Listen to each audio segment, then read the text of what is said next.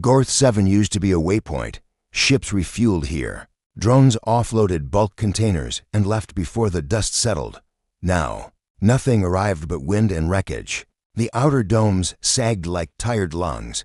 The sky above was stained red with the remnants of orbital soot, and beneath a slanted wall of alloy and rust, a girl waited. Her name was Valari.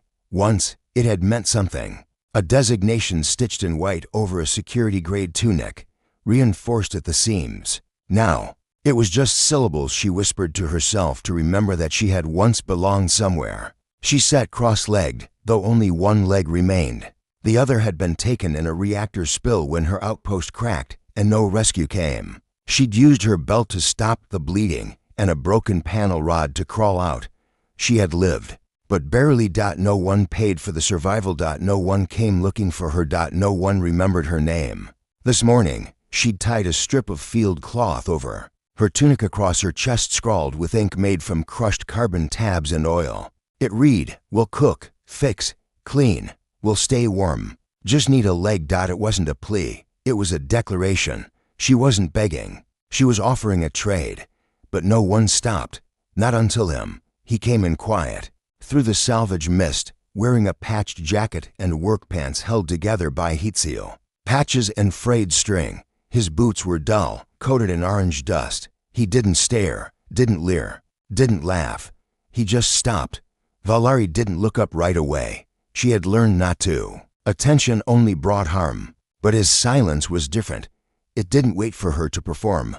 It simply existed. Then he spoke, low, like the hum of a stable core unit. "Next wind shift will freeze your joints.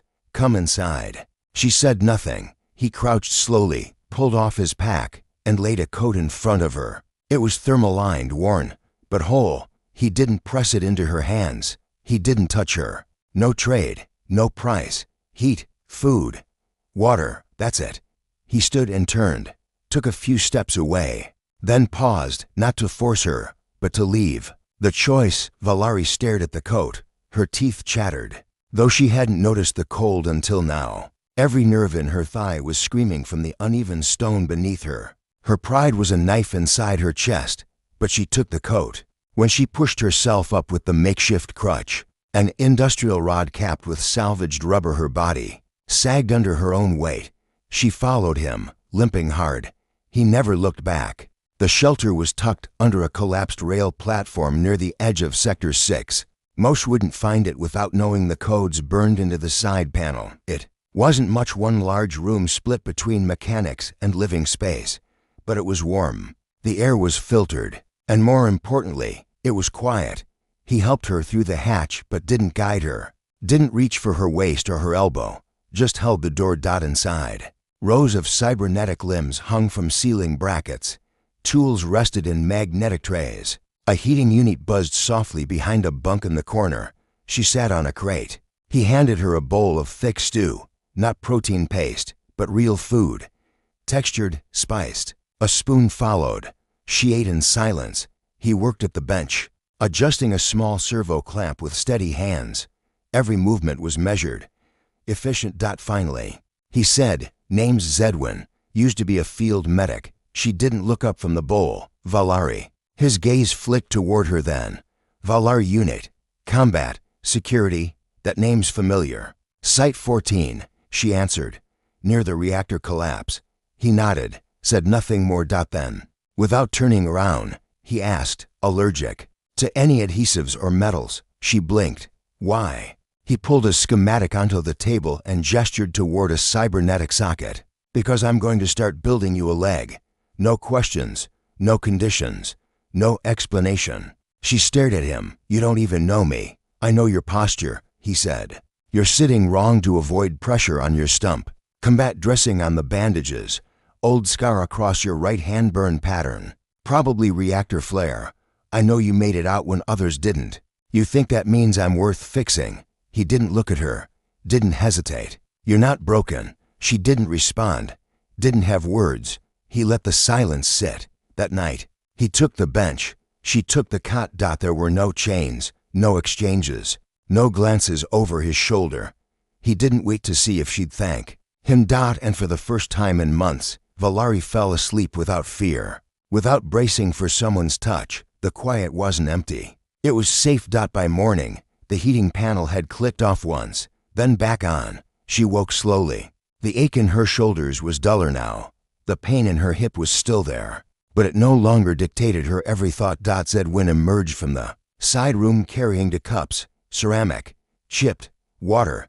He said simply. She took it. On the bench, tools had been laid out beside sterilizers and foam sealant. He motioned to the seat. Gonna need to unwrap the stump. Helps the fit. She hesitated, then sat. Her heart beat louder than it should. He knelt beside her, opening the medkit without ceremony. You already started building it last night, he said, lifting the cloth from the partial limb. Lightweight alloy, curved joint supports, flexible socket, custom build. Off-shelf models would torque your spine. Her voice was barely above a whisper. Why are you doing this? Because you asked. I didn't ask you. You did, he said quietly. You sat in the open and offered yourself, not because you wanted to, but because no one left you another choice. I saw that. I've seen survival before. This wasn't surrender, it was endurance. His hands were steady as he removed the old wrappings. She waited for the flinch, the disgust. None came. Clean, he muttered. You did good. Luck, discipline, he corrected. I've seen worse. Yours held. His fingers brushed her skin lightly as he applied the gel. Every touch was announced before it happened. Later, when he showed her the socket, he pointed at the etching inside. Her name, rank, unit. She froze. How had to bribe a slicer with a water cartridge, he said. Took 2 days. I wanted to know who I was building it for. The breath caught in her chest. No one had said her name since the collapse. The next hours were filled with drills, weight shift exercises, pressure adaptation, balance testing. The first time she stood, her thigh shook, the socket flexed, the servo clicked once. Then she took a step. Her body shuddered, but didn't fall. Second step. Third. On the fourth, she lost her footing, stumbled sideways. Zedwin caught her not like a rescue, but like a technician catching a loose wire. That's how it works, he said. You fall, you adjust. What if I don't? Then we build it again. He meant it. There was no bravado in his tone. That evening, she made food. He let her. She didn't cook well. The spices were uneven, the heat too high, but he ate without complaint, asked for seconds. They sat across from each other in silence, until she finally asked, Do you expect anything? He didn't pretend to misunderstand. From what? From me. He looked at her directly. No. She waited. Everyone expects something, she said. I'm not everyone. Then what are you? He removed his gloves, flexed his fingers. Someone who's not trying to fix you, just giving you your tools back. What you do with them is yours. She stared at him a long time. That night, she didn't sleep on the edge of the cot. She slept in the middle. Like she belonged in the space. By the third day, tremors started beneath the sublayers. Subtle at first, then sharper. Zedwin pressed his fingers to the wall, listened. We've got less than a cycle before this section folds. Valari didn't ask what he meant. She understood. Am I mobile enough? She asked. He looked her over. You will be. As she was. By nightfall, she could walk without the crutch, pivot, balance. She stumbled once, got up without his help. When he handed her a satchel, rations, water, coat, he looked at her not like someone fragile, but someone ready. We move at midnight. She didn't know if the dome would hold, but she wasn't afraid of the dark anymore. And maybe, just maybe, she wasn't afraid of being seen, because someone had looked at her, not as broken, but as herself, and that was the first step home.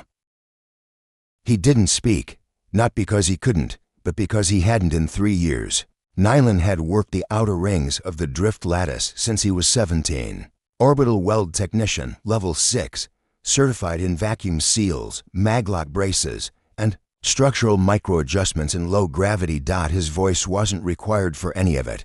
And after the fire on the Nightcliff station, after the sirens and screaming, and that final rupture of airlocks, Nyland found that silence suited him.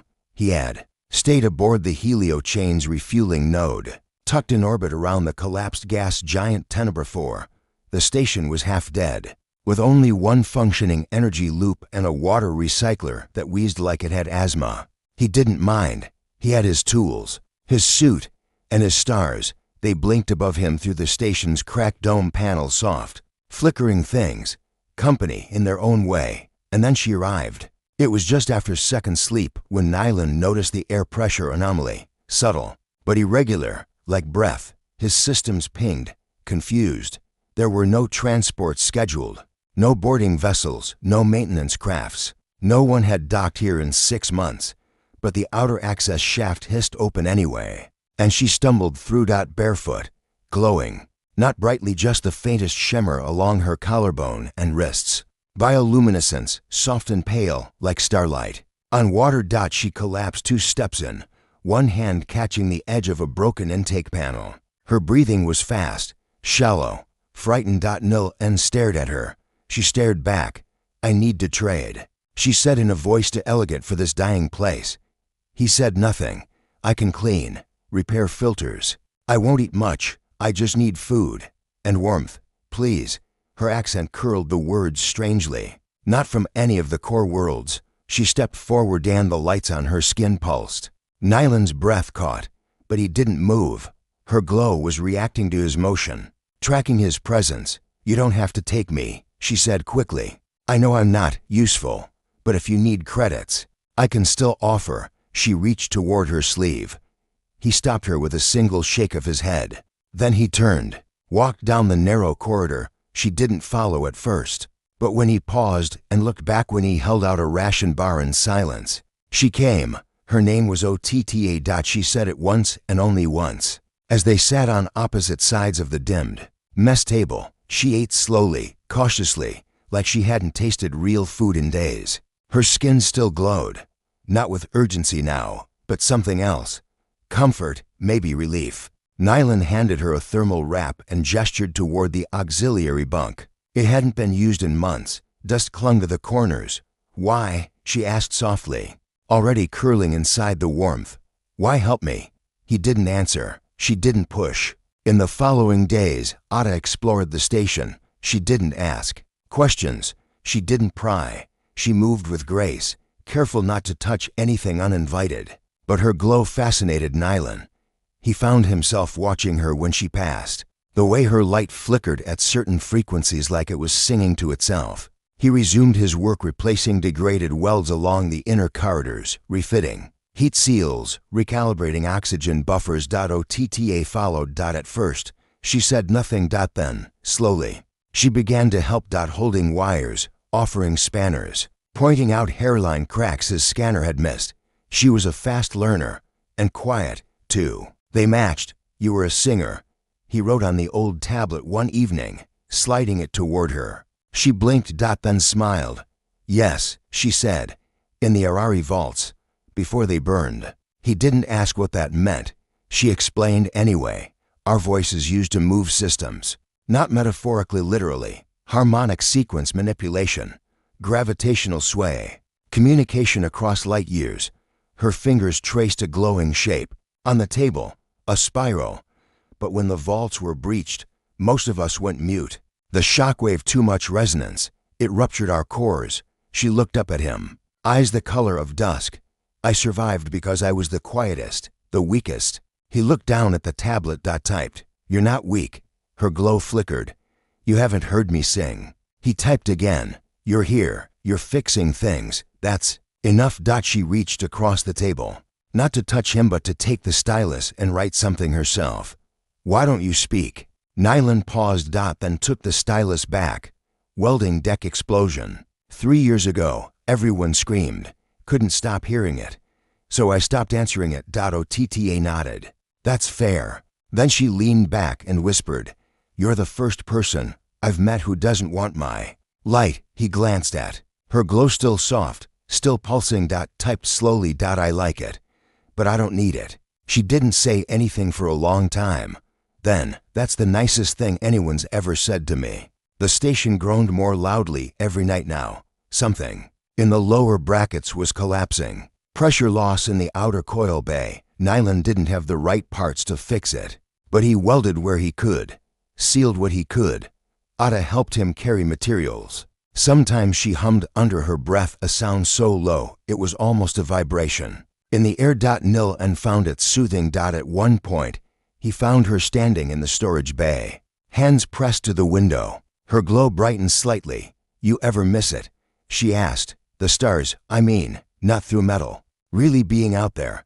He typed, "I still weld outside sometimes." She smiled. "Can I come?" He hesitated. But then nodded. They suited up. Nil and hadn't shared an exo walk in years. He moved carefully, checking her suit 3 times. Her fingers brushed his once accidental contact. Her glow warmed instantly. Outside, the stars were closer. The gas giant loomed below, its color like spilled ink in stormlight. They drifted slowly along the tether line, magnetic boots keeping them steady. Otta turned to him. An HUMMED. It wasn't loud. But the sound vibrated through the suit. Nil and froze. The panel beside them fractured, hairline split sealed before. His eyes, metal flexed, aligned, tightened. His breath caught. She looked at him. "It still works." "A little." He didn't move. So she sang again.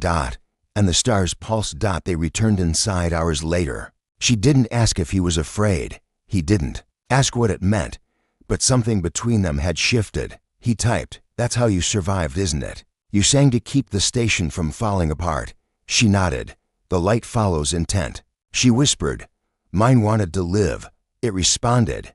He wrote, "Then sing again. I'll keep welding. And you sing. We'll hold it together." Otta single quotes. S lips trembled. "You mean stay?" He nodded. Her light brightened, this time not soft, but full. Later, when she returned to the auxiliary bunk, she found a new plate welded above it. Not large, just engraved. Her name. No designation, no rank. Just her. When she touched it, her glow wrapped around the letters like a heartbeat. And for the first time since the vaults burned, she fell asleep knowing she was not alone. Weeks passed. Nil and never spoke. Ada never stopped glowing. They worked, they rested, they cooked meals over low burners and shared stories in silence and scribbled notes. Her humming became part of the station's rhythm, until the emergency beacon tripped. An incoming ship. Not rescue. Not friendly. A salvage crew. Armed. And Ada's light dimmed in terror. "They sell us," she whispered. "We're both off registry. I'm Arari. They'll carve my core for biotech." "They always do." Nyland didn't wait. He moved faster than she'd ever seen him, sealed the main door, rerouted power, activated countermeasures she didn't know the station had. But it wouldn't. "Hold, you should go," she said. "You have tools, skills, you can disappear." He typed, "Not without you. You don't have to save me." She said, tears in her throat, "I was only ever useful for the light. Not to me." He wrote. Then he pulled a flare cartridge from his belt, lit it. A red glow burst across the sky. The salvage crew saw it. Redirected. And passed them, because it looked like a distress call from a drone already burning. Otta stared at him. "You tricked them." He nodded. "You risked the whole station." He nodded again. She reached for his hand, and this time she didn't stop at the edge. Her fingers laced through his. Her glow pulsed once, then twice, and then it settled around them both, warm. Alive. They found her floating just past the edge of the crimson tide belt, adrift in a clear glass casket. Her eyes were closed, her breathing shallow. Frost traced the inside of the pod. The signal beacon had long gone dark, and the hull bore the markings of a house. Long fallen-etched script in a dialect most systems refused to speak anymore. "We shouldn't open it," said the pilot, adjusting his scarf against the recycled cabin wind. "We already did," replied the engineer, fingers brushing across the cryolock seal. "She's alive, barely, still counts, and if she's dangerous, then I guess we finally meet someone worth dying for." She woke 2 days later. Not in a cell, not in a medical pod. Just a hammock, a knit blanket, a warm bowl of broth resting nearby. She blinked slowly, then sat up fast. Pain flared in her spine, her arms, her chest. Her body had not yet forgiven her for the long drift. Someone was watching her. He stood in the doorway, a tall figure, narrow shoulders, sea-gray eyes. He did not speak first, but when she raised her chin and said, "Don't touch me," He only nodded and left the room. When he returned an hour later, he brought tea and silence. She didn't know what to do with either. His name was Enlen. She learned that not because he told her, but because she heard the others call for him. They respected him, listened when he offered suggestions, trusted when he held tools or maps or strange, fractured bits of technology. But she never saw him give orders. The ship was old, barely held together, a salvager's frame retrofitted into a traveling garden. Moss grew along some of the lower walls. Vines wrapped the oxygen tanks, and light panels glowed soft yellow, never harsh, never white. The place didn't feel like a ship. It felt like someone had chosen to stay. Her name was Iriath. She said it once sharply. When the pilot asked, and when Enelin heard it, his eyebrows lifted just slightly. He didn't say why, but she noticed his hands trembled when he brought her breakfast the next morning. "I don't care what you want," she said on the 5th day, voice cold. "You'll take me to Solara." Enelin didn't flinch. "There's nothing there," he said gently. "There's someone there who needs to see me.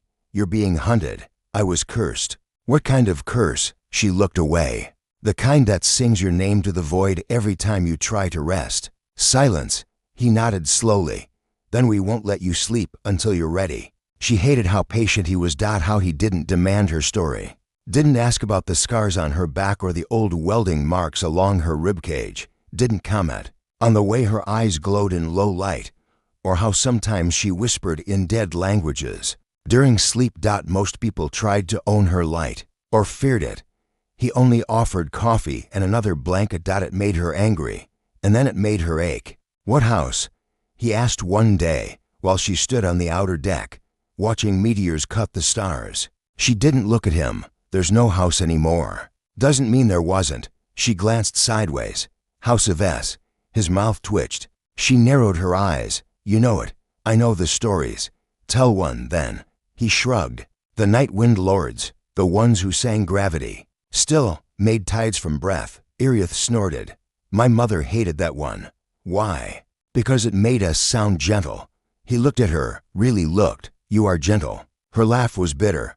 "I destroyed 3 planets by accident." "You were cursed," he replied. "There's a difference between being dangerous and being cursed." She said nothing, but her hands trembled against the railing. Later that night, she found an old radio tucked beneath the engine pipes. Someone had fixed it up with crystal strings, tuned it to pick up solar wind noise and quantum drift patterns. It hummed softly, like someone breathing beside her. Iriath stared at it for a long time. Then, slowly, she began to hum, not loud, not clear. But real. And Enelin, 2 rooms away, closed his eyes.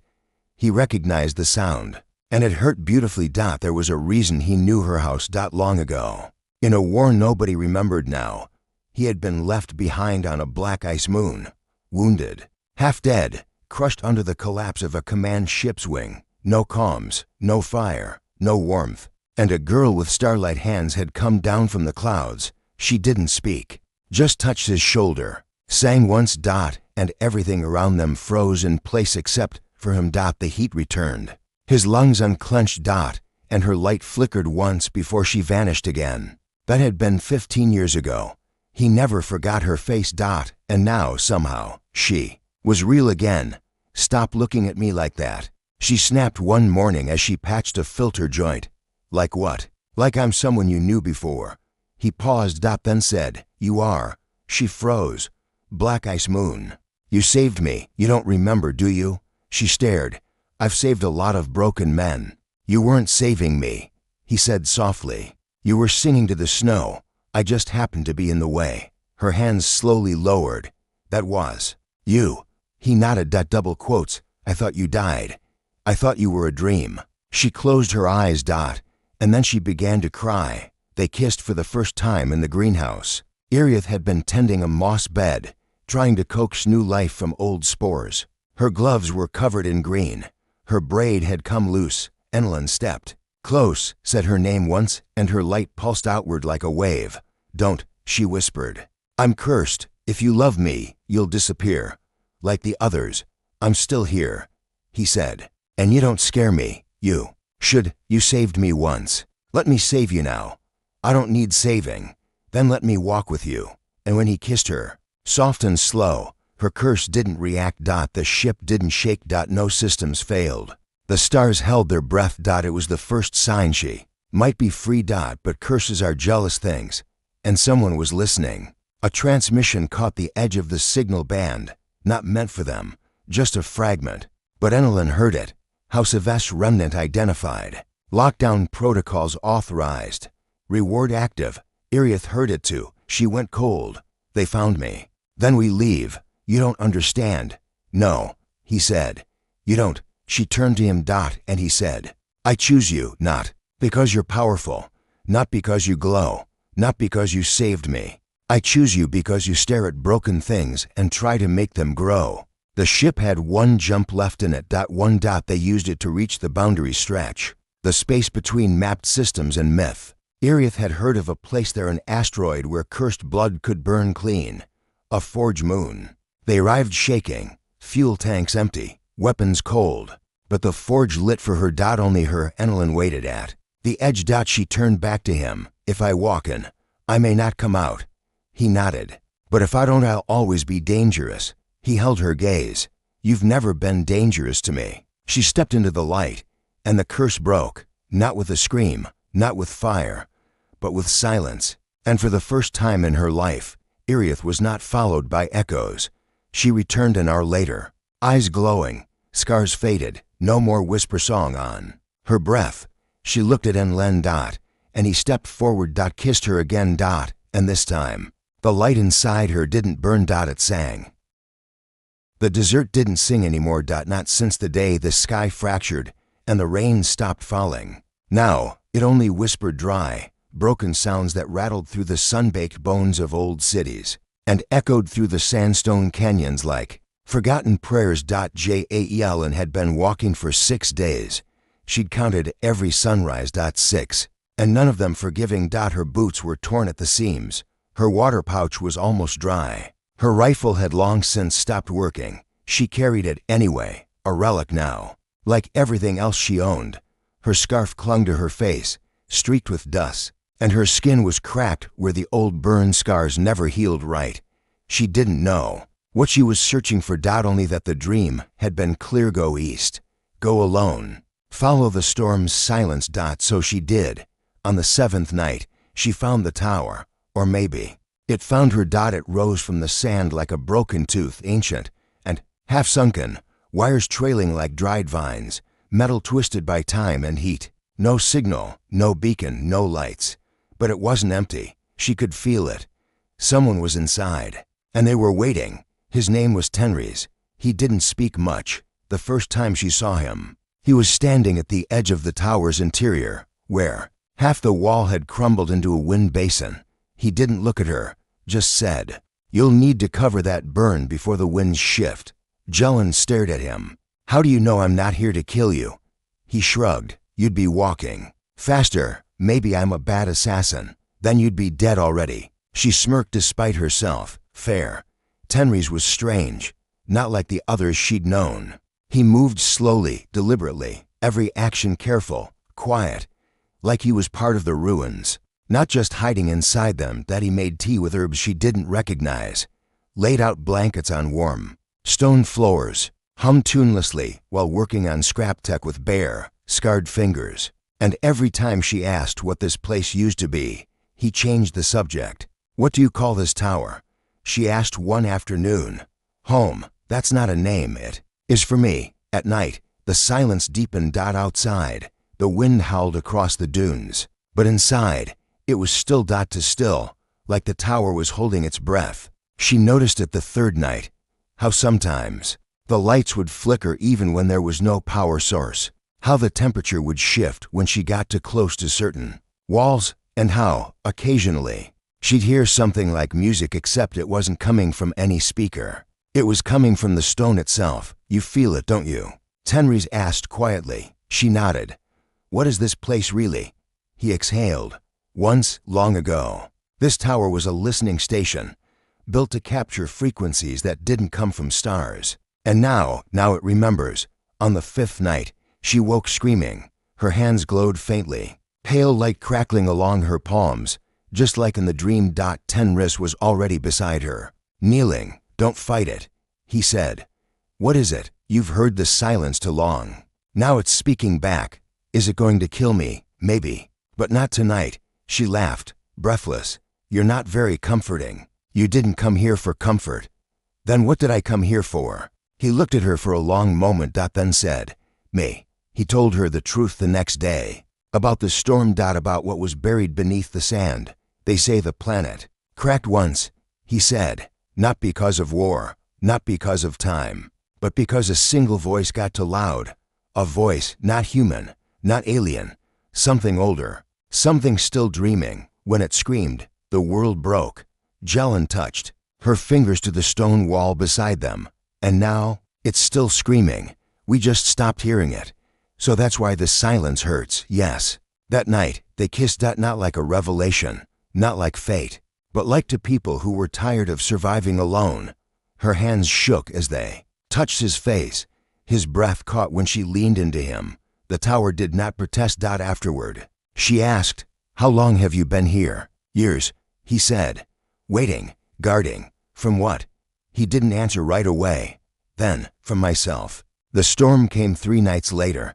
Not sand. Not lightning. Something older. A pressure in the air. A crackle in the bones. A whisper at the base of her spine that said, You are not welcome. Jalen woke gasping. Tenris was already up, standing at the tower's edge, his expression unreadable. They're coming. He said, Who? Those who silence the ones who listen. Do we run? No. Then what? We speak louder.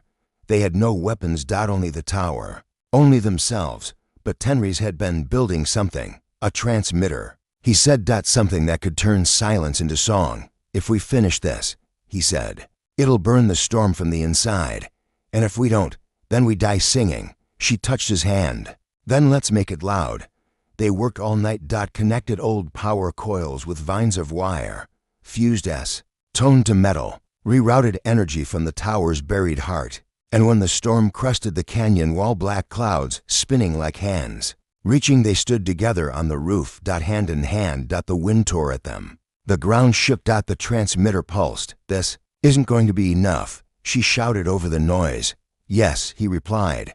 But we are. He reached toward her. She met his touch. And the moment their palms met, everything exploded in light. The storm screamed. But they didn't. They stood in its heart, eyes open, skin glowing, breath steady. And they sang. Not with voices. With presence. With memory. With the love that had grown in stillness. The kind that couldn't be swallowed. The kind that could crack silence open. The storm died. Not in a flash.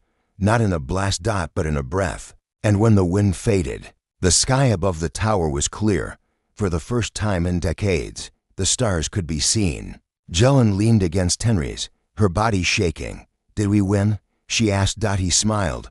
No, he said. We endured. She blinked. Same thing. The dessert sang again the next morning. Softly. Not for everyone. But for them. And in the tower that remembered voices, 2 hearts beat together louder than any silence could bury. The last time she remembered his face, it was framed by flame. His eyes were calm, his hands steady. But his voice had trembled when he said her name. You won't remember me, he whispered. But I'll remember you. And then he stepped into the breech, light cracking across his shoulders like wings. The memory shatter wave already pulsing behind him. She screamed, and he vanished. Her name was Solène now. At least, that's what they called her. No past, no scars, no echoes. Just a quiet girl in a medical tent, fingers stained with antiseptic and ash, always staring a little too long at the stars, as if waiting for something to come back down. The healers said she was lucky. Her neural core had survived. Her body to. The war had eaten millions. But she lived. And that should have been enough. Except her dreams kept calling someone she didn't. No. Over and over. A name she never spoke aloud. On the other side of the orbit line, on a moon where no one ever looked, a man named Kestel sat beside a dying transmitter. He hadn't spoken in 3 days, not since the message came through fragmented. Barely recognizable. She's alive. That was all. He had waited for that one truth for 6 years. He'd built a whole world of silence around it. And now, what? He'd burned his face from every registry, erased his name from the grid, stolen from factions who didn't forgive, bartered secrets he never should have learned, all for her so she could live so she could forget him. They'd met before the second siege a border planet, a collapsed tower, her arm broken, his leg bleeding. They'd hidden in the hollow of a signal spire while the fires raged around them. That she told him her name was Alaneth. He told her his name was Kestel. She laughed, said it sounded made up. He smiled, said it was. Why give it to me then? Because no one's ever said your name the way you deserve, he answered. And you think you can? I wanted to learn. It had been soft, and then it wasn't. They'd fought back to back, blood in the same trenches, whispered poems into each other's necks before dawn patrols. He taught her how to sabotage a carrier ship. She taught him how to gut a lie without spilling blood. They were supposed to make it, until she got caught in the blast zone, until the memory virus took root in her cortex, until he made the choice, erase me from her mind so she could survive now. So Len worked in a clinic on a refit station orbiting TAROS-3. The war was over, they said. But she still heard gunfire when alarms buzzed, still flinched when certain chords played over the comms, still saw shadows in her reflection that didn't match her face. There was a man who visited sometimes a traitor quiet, scar over one brow, gloves he never took off. He always sat near the far corner, watching the outside, never came close. But once she caught him looking at her not like a stranger, like someone afraid to hope. He didn't speak the first 3 times. The 4th time, she sat beside him. You don't look like the usual smugglers, she said. Not a smuggler. Pirate, not anymore. Then what are you? He hesitated, then said, someone who's trying not to break something beautiful. She tilted her head. You talk like someone from the old sectors. He looked at her and smiled like he'd been holding it in for years. Maybe I am. She began dreaming again. Not nightmares, but warmth.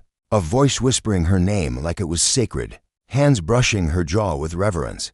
A laugh that cracked the sky. When she woke, she would write down fragments. Firelight. A promise. She didn't understand any of it.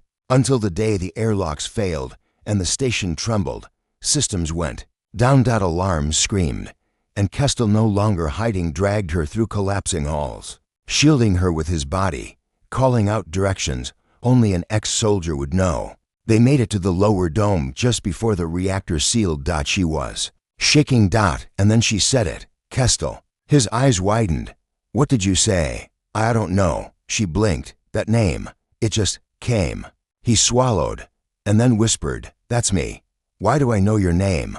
He didn't answer right away. She took a step closer. Why? Do you look at me like that? Because I used to be yours, he said, and you were mine. But you don't have to remember. I want to. His jaw clenched. No, he said. You deserve better. Than what, then? A life built on war and ghosts. But you're not a ghost. I was, he said softly, until now. The station was evacuated 2 days later. She left with him, not because she remembered, but because she believed him, because every time she looked at his hands, her chest ached in a way that wasn't fear, but something older, something like home. They landed on a green moon. No records, no visitors. Just soil and silence. He built her a house of salvaged parts and polished wood. She planted strange flowers along the windows. Sometimes they slept under the stars. Sometimes they didn't sleep at all. He never asked if her memory returned. She never told him that it didn't matter, because one night, as the wind moved through the trees, she leaned into him and whispered, I still don't remember everything. That's okay, he said, but I know how you kiss. And then she kissed him. And this time, there was no war, no virus. No pain. Only love, ancient and new, broken and healing, lost and found again.